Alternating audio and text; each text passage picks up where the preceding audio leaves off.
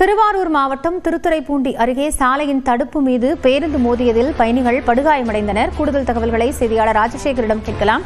ராஜசேகர், இப்போ விபத்துல பயணிகள் படுகாயமடைந்திருக்கிறாங்க, மருத்துவமனையில் அனுமதிக்கப்பட்டிருக்காங்களா? என்ன விவரம்?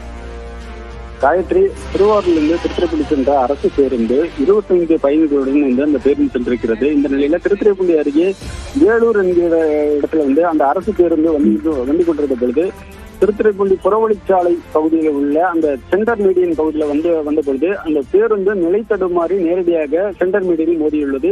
இதில் பேருந்தில் பயணித்த 2 பெண்கள் உட்பட 5 பேர் படுகாயம் அடைந்திருக்கிறார்கள். அவர்கள் அனைவரும் திருத்துறைப்பூண்டி அரசு மருத்துவமனையில் அனுமதிக்கப்பட்டு அங்கு மருத்துவர்கள் அவருக்கு தீவிர சிகிச்சை அளித்து வருகிறார்கள். குறிப்பாக அந்த அரசு பேருந்து சென்டர் மீடியனில் மோதிய பொழுது அங்கிருந்த பொதுமக்கள் நேரடியாக 108 ஆம்புலன்ஸிற்கு தகவல் தெரிவித்திருக்கிறார்கள். உடனடியாக அங்கே ஆம்புலன்ஸ் மூலமாக அவர்களை மீட்கப்பட்டு நேரடியாக அரசு மருத்துவமனைக்கு கொண்டு சென்று தற்பொழுது அவர்களுக்கு தீவிர சிகிச்சை என்பது அளிக்கப்பட்டு வருகிறது.